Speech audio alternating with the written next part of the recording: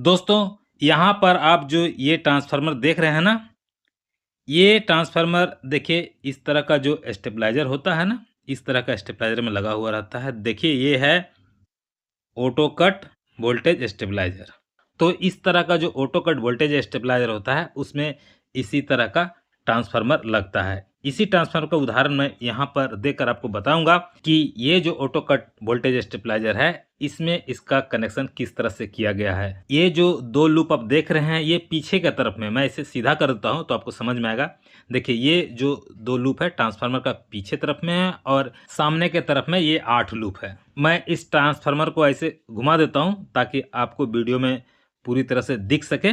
अब आप यहाँ पर ध्यान से देखिए और समझिए। यहाँ पर जो ये 2 लूप है, 2 लूप में से इधर वाला लूप में देखिए एक ही वायर है। देखिए ये एक वायर है ना? इस वायर में क्या होता है कि इसमें जो है ना कि जो स्टेबलाइज़र का लाइन दिया जाता है, उसमें से जो न्यूट्रल कनेक्शन होता है, वही वाला कनेक्शन इस वायर में जोड़ा जाता है, जो ये सिंगल वाला वायर है। अब मैं आपको क्या करता हूँ, इस स्टेबलाइज़र में दिखाता हूँ कि इसमें जो कनेक्शन किया गया है, उसका किस तरह से किया गया है। तो यहाँ पर जो ये वाला वायर आप देख रहे हैं ना, ये वही वाला वायर है, जो मैं आपको इस ट्रांसफ़ार्मर में दिखा रहा था। ये जो सिंगल वाला ये वायर है, यही वाला है। तो यही वाला वायर जो है कि यहाँ पर देखिए जोड़ा गया है, जो बेल पुश स्विच का ऊपर वाला टर्मिनल में यहाँ पर जोड़ा गया है। ये बेल पुश जो है कि वोल्ट मीटर के लिए है। यहाँ से फिर यहाँ पर देखिए वायर जोड़ा गया है सॉकेट का, जो इधर न्यूट्रल वाला टर्मिनल है, इसमें जोड़ा गया है। और ये जो केबल है, इस केबल से जो न्यूट्रल इसमें आया हुआ है, देखिए ये ब्लैक वाला वायर है, जो इस सॉकेट का न्यूट्रल वाला टर्मिनल है, यहाँ पर देखिए जोड़ा गया है। यहाँ से न्यूट्रल यहाँ आ रहा है, यहाँ से न्यूट्रल यहाँ आ रहा है, यहाँ से न्यूट्रल जो है कि ऐसे होते हुए ट्रांसफार्मर में चला जाता है। इस वायर को यहाँ ना जोड़ करके यहाँ पर भी आप जोड़ सकते हैं, बात एक ही है। यहाँ पर भी जोड़ेंगे तो न्यूट्रल यहाँ से होकर यहाँ से ऐसे इसमें जा रहा है, या फिर इस वायर को यहाँ पर डायरेक्ट जोड़ेंगे तो ये जो ब्लैक वाला वायर है, इस वायर से न्यूट्रल यहाँ से डायरेक्ट इसमें चला जाएगा, बात एक ही है। तो ये जो केबल है, इस केबल में जो फेज और न्यूट्रल है, तो उसका जो न्यूट्रल वाला वायर है, इस ब्लैक वाला वायर से न्यूट्रल यहाँ जाता है, फिर न्यूट्रल यहाँ जाता है, फिर न्यूट्रल यहाँ से होते हुए इस ट्रांसफार्मर में चला जाता है। मेरा कहने का मतलब ये है कि जो ट्रांसफार्मर में इस तरह का जो ट्रांसफार्मर होता है, इसमें पीछे की तरफ में इस तरह का जो सिंगल वायर होता है, इधर 2 लूप होता है, 2 लूप में एक लूप में सिंगल वायर होता है, तो इस लूप में आपको न्यूट्रल का कनेक्शन करना है, इस बात को याद रखिएगा।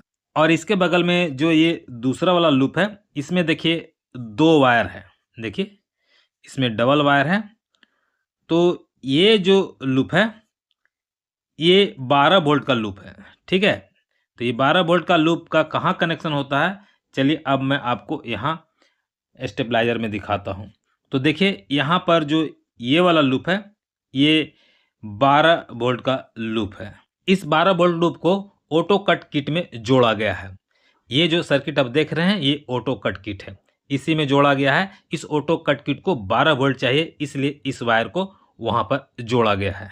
अब आप समझ गए हों कि ये जो लूप है, ये लूप इस ट्रांसफार्मर का 12 वोल्ट का लूप है, जिसे ऑटो कट किट में जोड़ा जाता है, यानी कि ऑटो कट किट में 12 वोल्ट दिया जाता है। इस तरह से आप यहाँ पर समझ गए हैं इन दोनों लूप के बारे में। अब चलिए आपको जो इधर का लूप है, जो सामने वाला, ये 8 लूप है, इसके बारे में आपको बताता हूँ। इसमें ये वाला जो लूप है, इस लूप में देखिए सिंगल वायर है, यानी कि एक ही वायर है। इस वायर को रोटरी स्विच का जो 1 नंबर वाला टर्मिनल होता है, उसमें जोड़ा जाता है। इस लूप के बाद में जो दूसरा वाला लूप आता है, इसके बाद वाला लूप, इस लूप में आपको डबल वायर देखने को मिलेगा। यहाँ पर देखिए ये डबल वायर है, तो इस तरह से आपको डबल वायर देखने को मिलेगा। मेरा कहने का मतलब है कि अगर इस तरफ में सिंगल वायर आपको देखने को मिलता है, तो आपको इधर का जो 7वां वायर है, इसमें आपको डबल वायर देखने को मिलेगा। जैसे इसमें डबल वायर था, इसके बाद मैं आपको दिखाता हूँ, देखिए इसमें भी डबल वायर है ना? इस तरह से इधर का जो 7वां वायर है, इसमें आपको डबल वायर देखने को मिलेगा। और ये जो सिंगल वाला वायर है, इस वायर को रोटरी स्विच का जो 1 नंबर वाला टर्मिनल है, मैं आपको दिखाता हूँ, ये 1 नंबर वाला टर्मिनल है, यहीं पर जोड़ा जाता है। यानी कि रोटरी स्विच का जो 1 नंबर वाला टर्मिनल रहेगा उसमें ही आपको ये वाला सिंगल वायर को जोड़ना है, इस बात को याद रखिएगा। रोटरी स्विच का कनेक्शन कैसे किया जाता है इस पर मैं पहले ही वीडियो बना चुका हूं। इसके बाद जो ऑटो कट किट होता है यानी कि जो सर्किट होता है उसमें कनेक्शन कैसे किया जाता है इस पर भी मैं वीडियो बना चुका हूं। अगर आप डीपी-डीटी स्विच का कनेक्शन करना नहीं जानते हैं, देखिए यहाँ पर जो ये डीपी-डीटी स्विच है इस पर भी मैं वीडियो बना चुका हूं। तो मैं आपको फिर से बता देना चाहता हूं कि इसमें जो रोटरी स्विच का कनेक्शन है इस पर वीडियो बना चुका हूं। ये डीपी-डीटी स्विच जो आप देख रहे हैं, इधर से मैं आपको दिखाता हूं, ये जो डीपी-डीटी स्विच है इसका कनेक्शन कैसे किया जाता है इस पर भी वीडियो बना चुका हूं। ऑटो कट किट का यानी कि सर्किट का कनेक्शन कैसे किया जाता है इस पर भी मैं वीडियो बना चुका हूं। आप उन सभी वीडियो को देख लीजिएगा। अब चलिए आपको मैं इस ट्रांसफार्मर का बारे में आगे बताता हूं कि आगे क्या-क्या करना पड़ता है। तो देखिए पहले आपको समझा देता हूं इस ट्रांसफार्मर के बारे में। मैं आपको बताया कि इधर का जो लूप है इसमें अगर आपको सिंगल वायर देखने को मिलेगा तो इधर का जो 7 वायर रहेगा इसमें आपको डबल वायर देखने को मिलेगा, ठीक है। तो अगर इधर सिंगल वायर है तो इसे आपको जो है रोटरी स्विच का जो 1 नंबर वाला टर्मिनल है उसमें आपको जोड़ना है। इसके जो बाद वाला लूप होगा इस लूप को आपको रोटरी स्विच का जो 2 नंबर वाला टर्मिनल होता है उसमें जोड़ना है। इसके बाद वाला इसे 3 नंबर वाला में जोड़ना है। इसके बाद इसे रोटरी स्विच के 4 नंबर वाला में जोड़ना है। इसके बाद इसे 5 नंबर वाला में जोड़ना है। इसके बाद इसे 6 नंबर वाला में जोड़ना है। इसके बाद वाले को 7 नंबर में जोड़ना है। इसके बाद ये जो आखिरी वाला लूप बच जाता है इसे रोटरी स्विच के 8 नंबर वाले टर्मिनल में जोड़ना है। अब मैं आपको बताता हूं कुछ खास बात, ध्यान दीजिएगा। बहुत से ट्रांसफार्मर में क्या होता है कि इस तरफ में जो सिंगल वायर है इस लूप में इधर ना होकर के सिंगल वायर इधर होता है। यानी कि इन दोनों में से कोई भी लूप, ये दोनों लूप में से कोई भी लूप में यानी कि एक लूप में आपको सिंगल वायर देखने को मिल सकता है, इधर मिले या फिर आपको इस तरफ में सिंगल वायर देखने को मिलेगा। जैसे इधर आपको एक वायर देखने को मिल रहा है, हो सकता है दूसरा ट्रांसफार्मर में इधर एक वायर हो और उसमें इधर 2 वायर हो, ऐसा भी आपको देखने को मिल सकता है। ट्रांसफार्मर का वाइंडिंग करने का सबका अपना अलग अलग तरीका होता है, ठीक है। अब चलिए इधर बात कर लेते हैं। इधर में देखिए ये सिंगल वायर देखने को मिल रहा है, तो बहुत से ट्रांसफार्मर में आपको इस तरफ में सिंगल वायर देखने को मिलेगा। अगर किसी ट्रांसफार्मर में इस तरफ में अगर सिंगल वायर है, इधर में अगर सिंगल वायर है तो इधर का 7 वायर में आपको जो है कि 2 वायर देखने को मिलेगा, यानी कि डबल वायर देखने को मिलेगा। अगर इधर सिंगल वायर रहेगा तो रोटरी स्विच का जो 1 नंबर वाला टर्मिनल रहेगा उसमें इस लूप को जोड़ा जाएगा।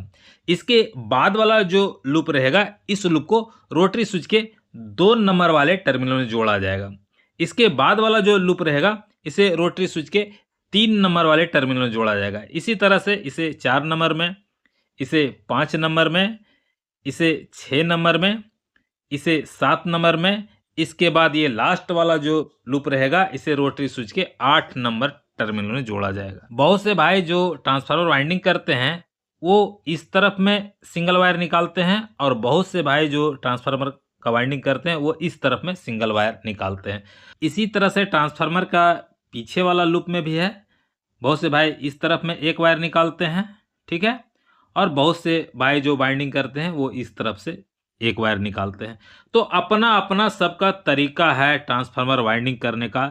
इसमें किसी का ये नहीं कह सकते हैं कि ट्रांसफार्मर वाइंडिंग गलत है, सभी का ट्रांसफार्मर वाइंडिंग सही कहलाएगा। तो मुझे उम्मीद है कि आप अच्छी तरह से समझ चुके होंगे कि स्टेबलाइजर में ट्रांसफार्मर का कनेक्शन कैसे किया जाता है।